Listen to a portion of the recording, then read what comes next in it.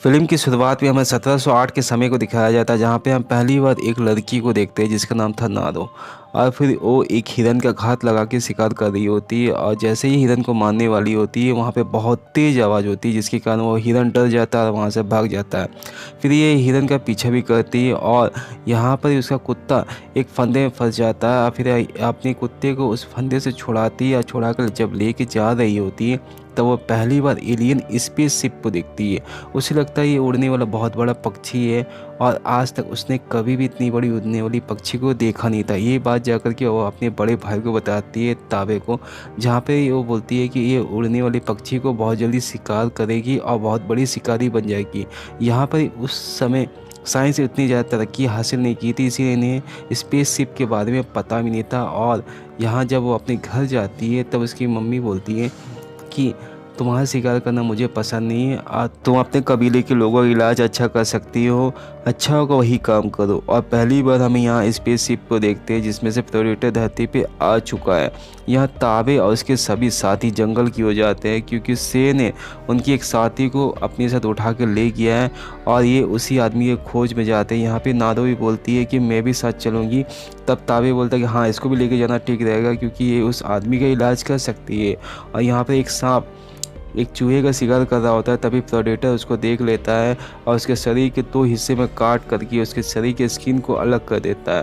और यहाँ पे ताबे को उसका साथी मिल जाता है, जहाँ पे नारो उसका इलाज करती है, और यहाँ पे ताबे बोलता है कि मैं जा रहा हूँ उस शेर को मारने के लिए। तभी नारो बोलती है कि तुम्हारा अकेले जाना ठीक नहीं होगा, क्योंकि इस जंगल में शेर से भी खतरनाक कोई है जो शिकार करने निकला है।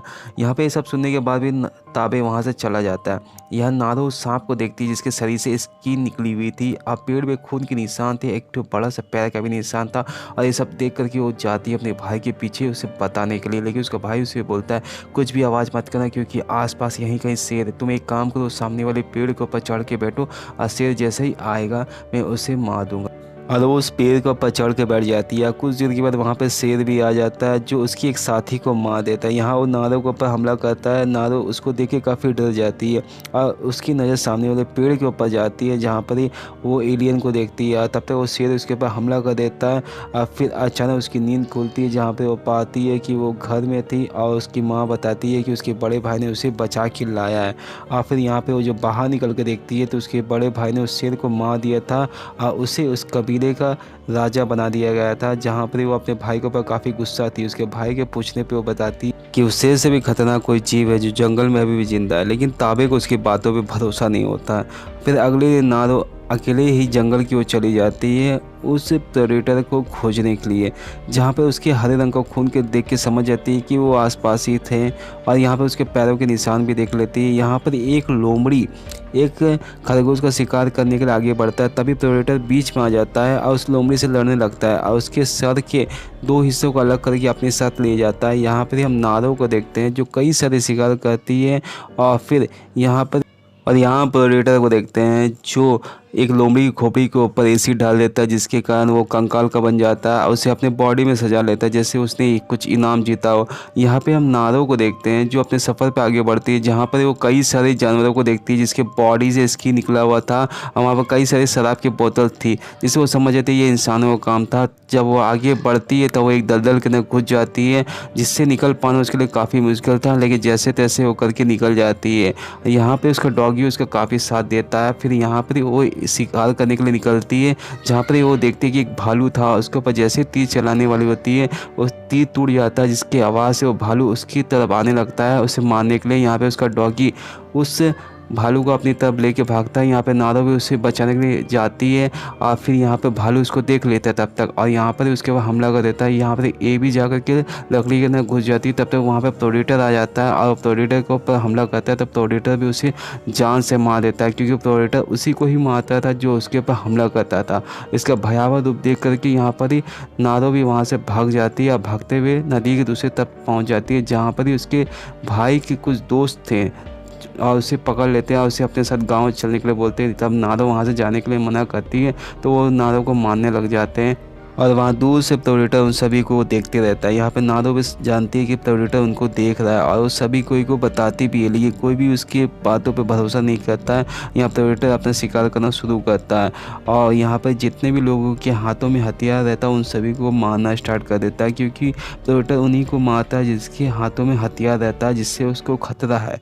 यहाँ पर ही नादो भी जल्दी से अपनी रस्सी को काटती है और वहाँ खेत की तरफ भागती है, जहाँ पर उसका एक साथी मिलता है जो उसे बोलता है कि आवाज़ बिल्कुल भी मत करना।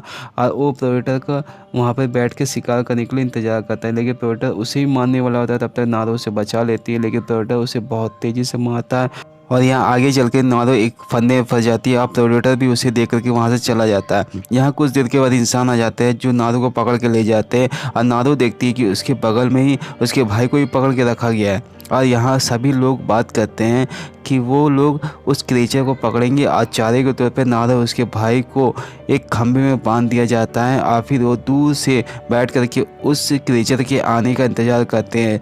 और यहाँ वो क्रीचर भी वो इंसानों को देख लेता है और यहाँ पर प्रेडेटर उन सभी का शिकार करना स्टार्ट कर देता है और सबको मार देता है। यहाँ पे नादो अपने भाई को समझाती है कि वो प्रेडेटर से हमें कोई डरने की ज़रूरत नहीं है, क्योंकि वो उन्हीं लोगों के ऊपर हमला करता है जिससे उसको खतरा होता है।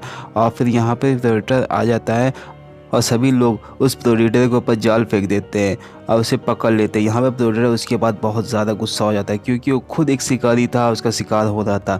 यहाँ पे उसके बाद वो अपनी हथियार से सभी इंसानों को मारना स्टार्ट कर देता है और कोई भी इंसान उसके हथियारों के आगे टिक नहीं पाते और यहाँ पे सारे लोग वहाँ से डर के भागते रहते हैं। यहाँ नादो का भाई नादो को बोलता है कि हमें जल्द से जल्द यहाँ से निकलना होगा और मैं जा रहा हूँ घोड़ा लाने के लिए। यहाँ पर नादो भी चली जाती है हथियार लाने के लिए और फिर हम देखते हैं वो प्रेडेटर उन लोगों के ऊपर 3 बम फेंकता है जो इतनी तेज़ ब्लास्ट होता है जिससे सारे लोग मारे जाते हैं। यहाँ पे नादो भी उस कैंप में आ जाती है और हथियार लेने के लिए जैसे ही जाती है वहाँ पे जितने भी लोग थे वो नादो को पर हमला कर देती है। यहाँ नादो भी बहुत अच्छे से उन सभी से फाइट करती है। यहाँ प्रेडेटर को देखते हैं जिसको काफ़ी ज़्यादा चोट लगा था और फिर वो अपने चोट को ठीक करता है। फिर नादो के पास एक आदमी आता है जो उसको बोलता है तुम हथियार तो ले लोगी, लेकिन तुम्हें इसे चलाना तो आता नहीं है, तुम्हें मेरा इलाज करना होगा। यहाँ पर नादो भी उसका इलाज कर देती है और फिर नादो उसको खास तरह की जड़ी बूटी खिलाती है जिससे उसका खून बहना बंद हो जाता है, उसका बॉडी ठंडा हो जाता है। और कुछ देर के बाद वहाँ पर ही प्रेडेटर आ जाता है जो उस इंसान को घायल इंसान को देख नहीं पाता है। यहाँ पे ये सब कुछ और यह नादो नोटिस करती है कि वो प्रेडेटर उन्हीं को देख सकता है जिसके बॉडी से हीट निकल रहा हो और उसके पास जो मेडिसिन है उससे खून ठंडा हो जाता है जिससे वो प्रेडेटर उसे देख नहीं सकता। यहाँ पे प्रेडेटर जैसे आगे बढ़ता वो आदमी के ऊपर चढ़ जाता है, गलती से वो आदमी चिल्लाते हुए उड़ जाता है तो उस आदमी को जान से मार देता है। यहाँ प्रेडेटर के ऊपर नादो को बड़ा भाई हमला करता है जिससे उसका हेलमेट नीचे गिर जाता है, उसकी लेज़र लाइट पेड़ में जाकर लगती है जिससे के कारण नादो के बड़े भाई पर जब भी वो हमला करता है वो नादो के बड़े भाई को नहीं लग के बल्कि वो पेड़ में लगता है। यहाँ पे नादो भी उस गन से अटैक करती है लेकिन वो गन ख़राब था इसलिए उसके ऊपर एक भी हमला हो नहीं पाता। यहाँ पर ही वो अचानक गायब हो जाता है। यहाँ नादो का भाई जैसे अपनी बहन से मिलने के लिए आता है तब तक वो प्रेडेटर उसके ऊपर हमला कर देता है जिसकी उसकी मौत हो जाती है। यहाँ पर ही वो नादो को जैसे ही मारने के लिए आगे आता है तब तक नादो का बड़ा भाई उसके ऊपर हमला कर देता है, तब तक नादो वहाँ से भाग जाती है। यह नादो काफ़ी ज़्यादा गुस्सा थे क्योंकि उसके बड़े भाई को उस प्रेडेटर ने मार दिया था।